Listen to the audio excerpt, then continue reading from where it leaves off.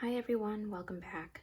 Okay, so I thought I would do this video for anyone who is at all interested in how I annotated Emma by Jane Austen. I was really intrigued by the idea earlier on, maybe like summer, and I thought what a great time for me to reread Jane Austen and maybe pick out parts that I liked. And I will link down below the video of how I annotate my books, which talks about my kit and all of the supplies in it, which I'm not going to get into right now. But this is the Arcturus publishing set that I got. It's a boxed set of all these different colorful covers, and I was doing Jane Austen in July at the time. So I kind of started during July, but I didn't quite finish. But in the front, what I do is I keep a library card with the sleeve, and I color code what exactly I am highlighting with and what they mean. So this is, a library card, but it acts as the dates of when I started, when I finished, and then it's my key. For purple, it's favorite well-written passages. Anything green is historical significance or details that I just like to point out. Blue is for any words that I find interesting or whatnot. Pink is for quotes, which I don't believe I actually ended up using, and I didn't have anything for yellow. I don't like to really break down my annotating that much. Oh, and then on the back, at the end of finishing reading the book, I also like to just count out how many days it took me. So this took me 20 days to fully annotate. I did read at a slower rate too, because, having to stop and pause and do all of that. And then I also like to track how many brass flags I used. So I used 113 altogether from this. And when I mean brass flags, these like book darts, that's what I meant. So I did the 125 pack. There isn't a whole lot of room to write in this book. You see the margins are quite tiny. This is what it looks like altogether. I can already tell it's going to be a tight fit for all of my books once they're fully annotated to fit into the book sleeve that it comes in. But yeah, it got quite chunky. I started reading in my original version, my original copy of Emma, and I transitioned to this one, so I did have to go back and reread so many chapters. For some reason, I didn't highlight, I underlined, so I did underline a few things, and that doesn't necessarily mean anything other than I just wanted to point it out, where it says, where the power of having rather too much of her own way and a disposition to think a little too well of herself. There was a lot of purple highlighting, which is like how well written Jane Austen had put certain things. Success supposes endeavor. And I'll just kind of skip around. A small basin of thin gruel, which I'm sure is common for back in the day. Oh, I did end up, I think in the beginning I did some pink highlighting. What it is, let's see. It is always incomprehensible to a man that a woman should ever refuse an offer of marriage. A man always imagines a woman to be ready for anybody who asks her.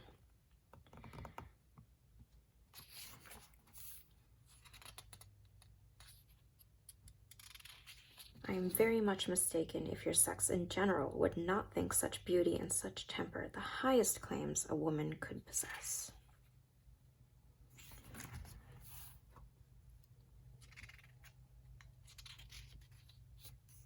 Quite mistress of the lines. This might not really make a lot of sense if you had not read Austen or Emma. the folly of not allowing people to be comfortable at home, and the folly of people's not staying comfortably at home when they can. I love the terms fortnight and sennight.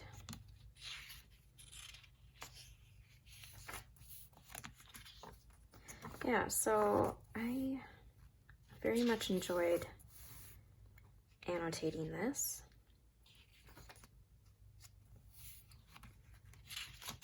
Lots of me pointing out just such a wide range of vocabulary that people used, and grafted, hindhand, a chattering coxcomb. And I'm very glad that I made Emma my first book to annotate. I had just finished rereading Sense and Sensibility, and I'm actually saving that one as the last book I will annotate. So I'm really excited. I haven't decided what book I am going to annotate next of Austen's. I'm currently taking a break from that. I've already annotated Rebecca. Here, I actually got some clear post-its of being able to write my notes since I didn't have the room. And here, let's see.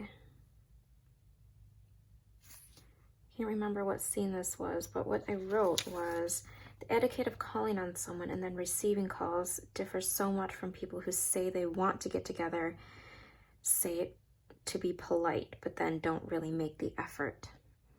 I was comparing that a lot to just our current situation where you get a lot of people saying things that they don't mean, like, yeah, we should get together. You know, I think it'd be great, but then there's really no reach out to do so and no effort. And really that person saying it is putting the ball in your court to do so. So you have to be the one to reach out, but they're the one who suggested it. And I find that such a strange cultural phenomenon in our current society. Do you know what I mean? There's a lot of insincerity of, let's get together, let's hang out, I genuinely want to spend time with you and get to know you.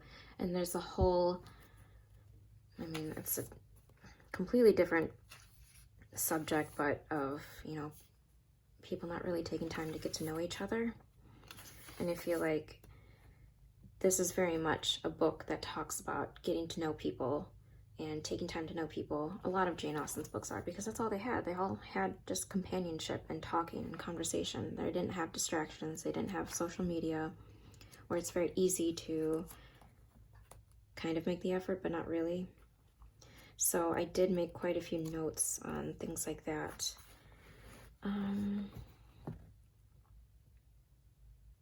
This is a whole thing about Miss Bates right here.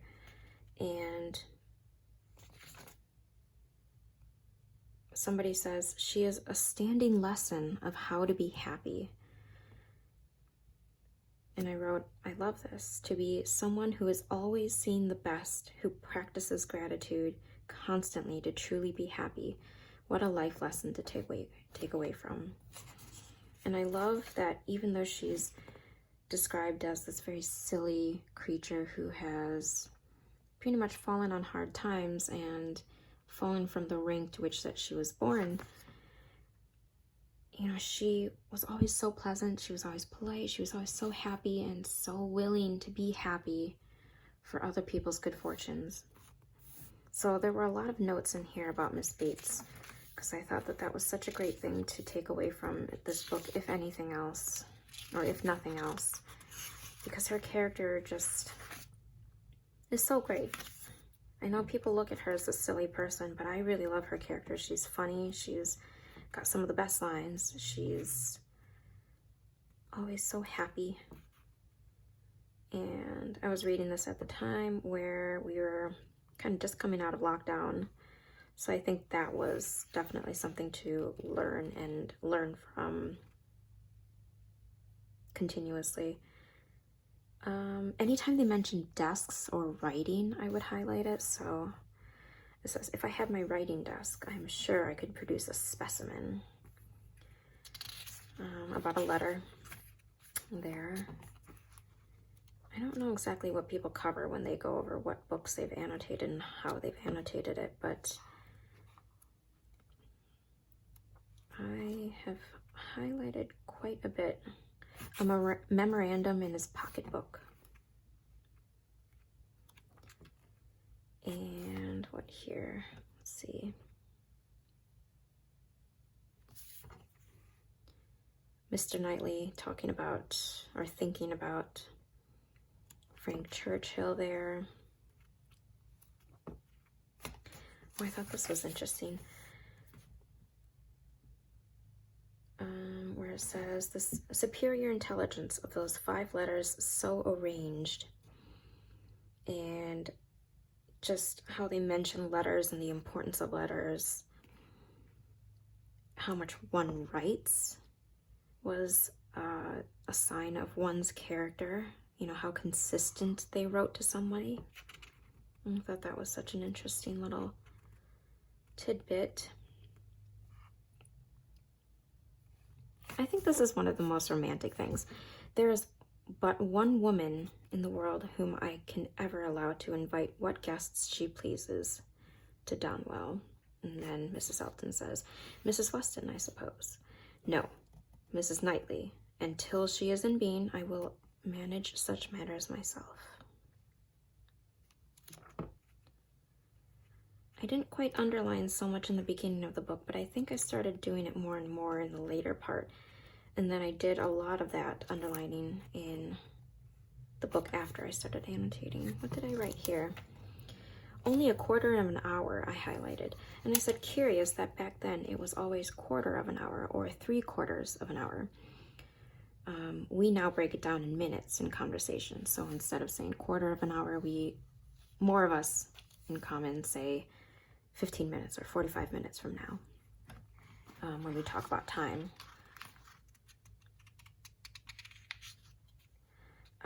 Mrs. Weston says, he spoke in a manner which seemed to promise me many particulars. And I said, there's accountability due here, whereas in modern times, one would not feel the need to explain or owe explanations. So there's less of a human connection there.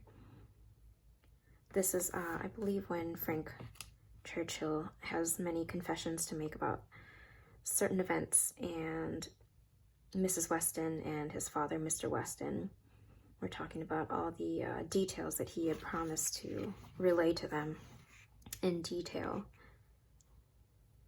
Whereas I think we're now, you know, we're so open and we overshare on social media, but at the same time, I feel like with personal connections, we may sometimes come off as a bit more private, like we don't want to say anything. We don't feel the need to explain ourselves and our actions.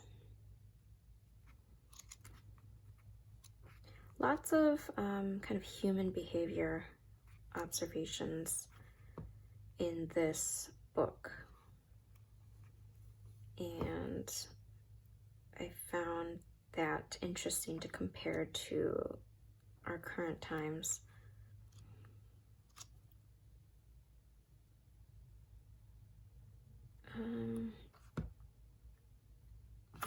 True friends. This is about Harriet and Emma. Their friendship must change into a calmer sort of goodwill, and fortunately, what ought to be and must be seemed already beginning, and in the most gradual, natural manner. And that's it. I don't know if that was at all interesting, but it gives you an idea of how I've annotated my first Jane Austen book. If you have any questions, please let me know down below in the comments, and I will try to get back to you as soon as I can. Otherwise, thank you so much for watching.